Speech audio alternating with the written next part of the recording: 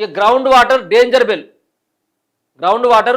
Danger bell విచ్చలవిడిగా తోడేయడంతో Hyderabad top, మనకన్నా Delhi, Mumbai, బెంగళూరులే better ఉన్నాయట.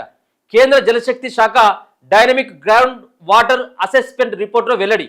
32 ప్రాంతాల్లో తీవ్ర సమస్య, 15 ప్రాంతాలు ఓవర్ ఎక్స్ప్లాయిటేషన్ కేటగిరీలో, మరో 8 ప్రాంతాలు క్రిటికల్, 9 ప్రాంతాలు సెమీ క్రిటికల్ విభాగంలో. ఏటా నగరంలో 6.16 కోట్ల క్యూబిక్ మీటర్ల మేర గ్రౌండ్ వాటర్ తోడేస్తున్న జనం. రాష్ట్రంలో 78 ప్రాంతాల్లో ఫ్లోరైడ్ సమస్యలు, ఖమ్మం, నల్గొండలో ఎక్కువ అట. ఇక చూడు ఎన్ని ఫీట్లు అంటే అన్ని ఫీట్లు. వాడు బోరోడు వస్తాడు, వాడు 1000 ఫీట్ల లోతుగానే ఎత్తుడు నీళ్ళు పడకపోతే.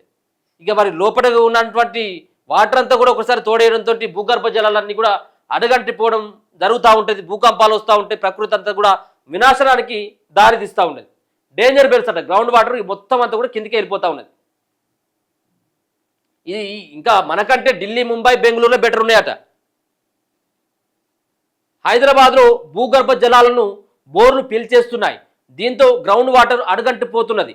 ఎక్కువ జనాభా ఉన్న ఢిల్లీ, ముంబై, బెంగళూరు లాంటి సిటీలతో పోలిస్తే హైదరాబాద్లోనే భూగర్భ జలాలు విచ్చలవిడిగా వాడకం ఎక్కువైంది.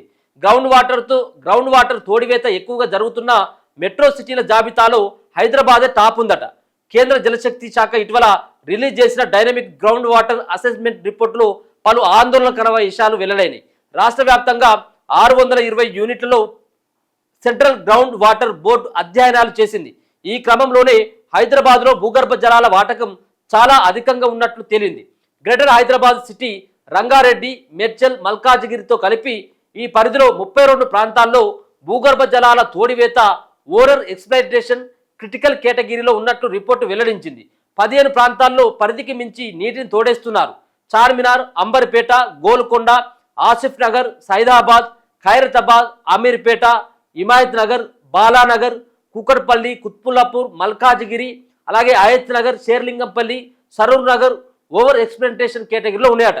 ఇక్కడ ఎక్కువ తోడుతా ఉన్నారు. ఇలా ఇదే సమయంలో మారేడుపల్లి, బండ్లగూడ, ముషిరాబాద్, నాంపల్లి, షేక్పేట, సికింద్రాబాద్, కీసరా, బాచుపల్లి ప్రాంతాలు 8 ఉన్నాయి. క్రిటికల్ కేటగిరీలో ఉన్నాయట. ఇవి క్రిటికల్ కేటగిరీలో ఉన్నటువంటి ఈ ప్రాంతాలంతా కూడా.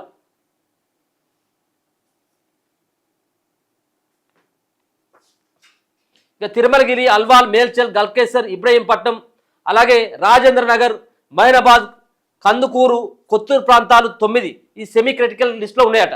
ఓవర్ ఎక్స్ప్లాయిటేషన్ కేటగిరీలో ఉన్న ప్రాంతాల్లో భూగర్భ జలాల తోడివేత 100% దాటుతుందట.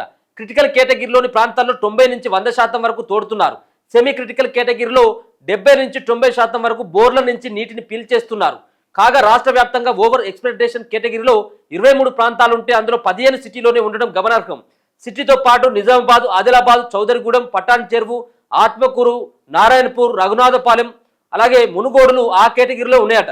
క్రిటికల్ విభాగంలో 19 ప్రాంతాలు, సెమీ క్రిటికల్ కేటగిరీలో 105 ప్రాంతాలు ఉన్నాయి. మనకన్నా ఢిల్లీనే నయమట. హైదరాబాద్ సిటీ జనాభా ఈ మధ్య కాలంలోనే 1 కోటి దాటింది. అదే ఢిల్లీ జనాభా మన సిటీతో పోలిస్తే 3 రెట్లు ఎక్కువ. దాదాపు 3.5 కోట్ల మంది జనాభా ఉన్న ఢిల్లీ భూగర్భ జలాల వినియోగం విషయంలో మనకన్నా నయం అనిపించేలా ఉన్నది. ఎక్కువగా భూగర్భ జలాలు తోడేస్తున్న జాబితాలో 2వ ప్లేస్లో ఉన్నా అక్కడ 21 ప్రాంతాలే క్రిటికల్ ఓవర్ ఎక్స్ప్లాయిటేషన్ కేటగిరీలో ఉన్నాయి. ఇక మనంత జనాభా ఉన్న బెంగళూరులో జస్ట్ 16 చోట్లనే భూగర్భ జల వినియోగం ఎక్కువగా ఉంది. ఢిల్లీ, బెంగళూరు, ముంబై లాంటి నగరాలు హైదరాబాద్తో పోలిస్తే వాటి పరిధి, జనాభా ఎక్కువే ఉన్నప్పటికీ అక్కడ భూగర్భ జలాల వాటకం తక్కువగానే ఉంది. దానికి కారణం ఆయా సిటీలో భూగర్భ జల వినియోగంపై కఠిన నిబంధనలు అమల్లోకి ఉన్నాయి. అనుమతులు కూడా తక్కువగా ఇస్తున్నారు. వీలైనంత ఎక్కువగా మున్సిపల్ వాటర్ను సప్లై చేస్తున్నారు. దీంతో భూగర్భ జలాలపై అక్కడ ఒత్తిడి తగ్గింది. కానీ హైదరాబాద్ సిటీ పరిధి ఇటీవల కాలంలో పెరిగిపోతున్నది. క్యూర్ రీజియన్లోకి మరిన్ని ప్రాంతాలు రావడం, డెవలప్మెంట్ యాక్టివిటీలు పెరగడం, స్కైరైజ్లు, ఇండిపెండెంట్ ఇండ్ల నిర్మాణాలు పెరిగిపోవడం లాంటి కారణాలతో ఇప్పుడు ముబ్బడిగా బోర్లు తవ్వేస్తున్నారు. అధికారుల లెక్కల ప్రకారం సిటీలో కేవలం 2 లక్షల వరకే బోర్లున్నా అనాధికారికంగా వేస్తున్న బోర్లు 10 లక్షలకు పైనే ఉంటాయి. ఇక చూడు 2 లక్షలు ఎక్కడ, 10 లక్షలు ఎక్కడ. ఇక నువ్వు ఇష్టం వచ్చినట్టుగా పర్మిషన్స్ ఇవ్వడం, పైసలు ఇస్తే ఇక్కడ ఏదైనా పని అయిపోతుంది కదా. రాజకీయ నాయకులకి, ఇక్కడ ఉన్నటువంటి అధికారులకి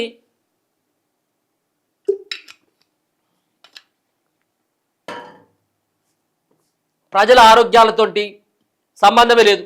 వారికి పైసలు ఇచ్చినామో ఇష్టారీతిన పర్మిషన్స్ ఇస్తాడు. నువ్వు ఎంత లోతని వేసుకో బోరు, మన సంబంధమే లేదు.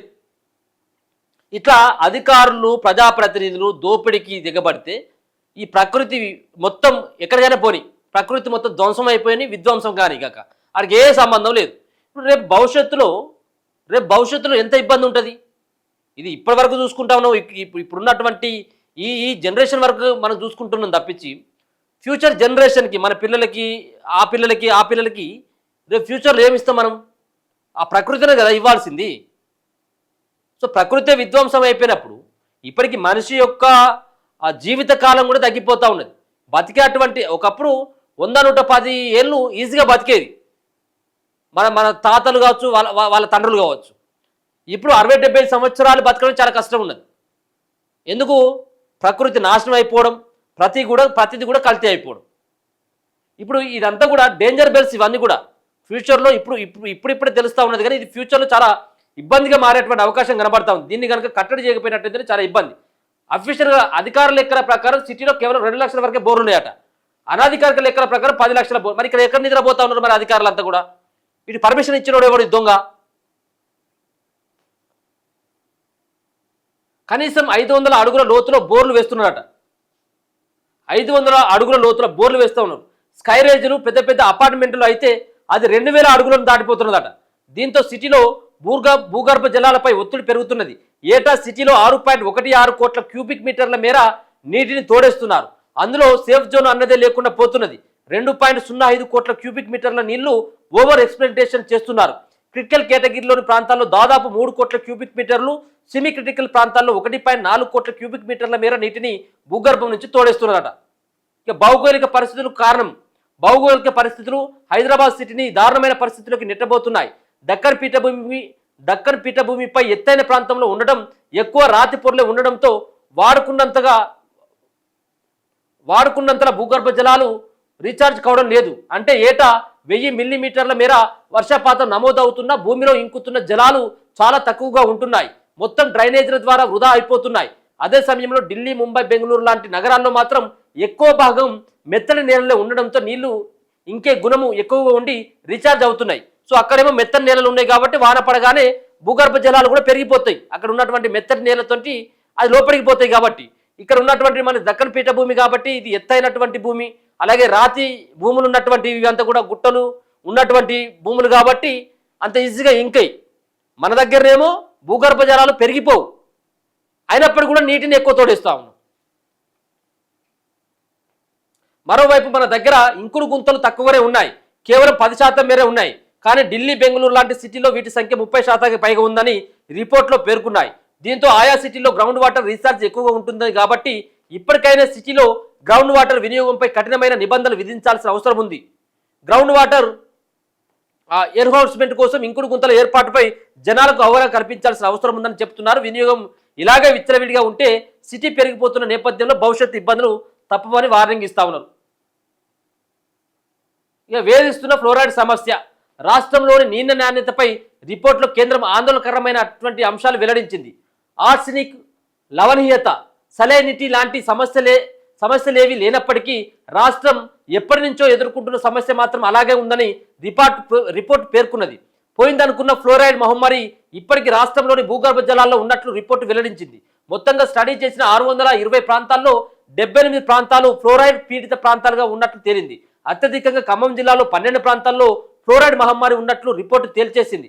ఆ తర్వాత నల్గొండ జిల్లాలో 11 ప్రాంతాలు, వరంగల్, మహబూబాద్, మేడ్చల్, మల్కాజిగిరి జిల్లాలో 6 ప్రాంతాల చొప్పున, సిద్దిపేట, హనుమకొండ, యాదాద్రి, భువనగిరి జిల్లాలో 3 చొప్పున ప్రాంతాలు, భద్రాద్రి, కొత్తగూడెం, జగిత్యాల, కరీంనగర్, నారాయణపేట, నిర్మల్, యాచారం జిల్లాలో 2 ప్రాంతాల చొప్పున, జనగామ, జోగులాంబ, గద్వాల, కామారెడ్డి, మహబూబ్ నగర్, మెదక్, నిజామాబాద్, పెద్దపల్లి, రాజన్న సిరిసిల్ల, సూర్యాపేట, సంగారెడ్డి జిల్లాలో ఒక్కో ప్రాంతాల్లో ఫ్లోరైడ్ సమస్య ఉన్నట్టు రిపోర్ట్లో వెల్లడైంది. సో ఫ్లోరైడ్ సమస్యతో చాలా మంది గతంలో ఇబ్బంది పడ్డారు. సో ఇటువంటి సమస్య పోయిందనుకున్నటువంటి సమస్య ఇక్కడ కూడా పోలేదు. ఈ ప్రాంతాల్లో ఇంకా ఫ్లోరైడ్ సమస్య వేధిస్తూనే ఉందట. కాబట్టి ప్రకృతిని మనం కాపాడుకోవాల్సినటువంటి అవసరం ఉన్నది. దయచేసి ఇది అధికారులు ఇప్పటికైనా దృష్టి సారించండి. కఠిన నిబంధనలు విధిస్తే మాత్రమే ఈ సమస్యకు మనం చెక్ పెట్టవచ్చు. ఇక హైదరాబాద్లో రోజుకు 300 నుంచి 500 బోర్లు ఎండిపోతున్నాయట. వెస్ట్ సిటీతో పాటు ఉప్పల్, ఎల్బీ నగర్, ఇబ్రహీంపట్నం, హయత్ నగర్లో వేగంగా అడుగంటుకున్న భూగర్భ జలాలు మెట్రో వాటర్ బోర్డు అధికారులు స్టడీలో వెల్లడైపోయింది. ఇప్పుడు మనం ఈ దీనికి కంటిన్యూషన్ వార్త ఇదంతా కూడా. ఎండిపోకపోతే ఏమవుతుందిగా, ఉన్నాయన్నీ కూడా పిలిచేసి వేల అడుగుల లోతులో బోర్లేసి ఆ లోపల ఉన్నటువంటి వాటర్ను కూడా బయటికి తీసుకొచ్చి వాడుతూ ఉన్నామంటే మరి ఎండిపోకపోతే ఏమవుతాయి? నీళ్లు నిల్వ ఉంచడానికి భూగర్భ జలాలు పెరిగిపోయేందుకు అనువైనటువంటి అవకాశం ఉన్నప్పటికీ కూడా మనం ఇంకుడు గుంతలు ఏర్పాటు చేసుకోలేకపోతా ఉన్నాం. ఎంత ఎంత ఎంత ఇది అవమానమైనటువంటి అదో చూసుకోండి. కనీసం అవగాహన కల్పించాలి కదా, ఇంకుడు గుంతలు కట్టుకోండి అని చెప్పేసి. గ్రామాలలోనైనా ఇంకుడు గుంతలు ఉన్నాయి, సిటీలోనైతే కనీసం 10% ఉన్నాయట ఇంకుడు గుంతలు.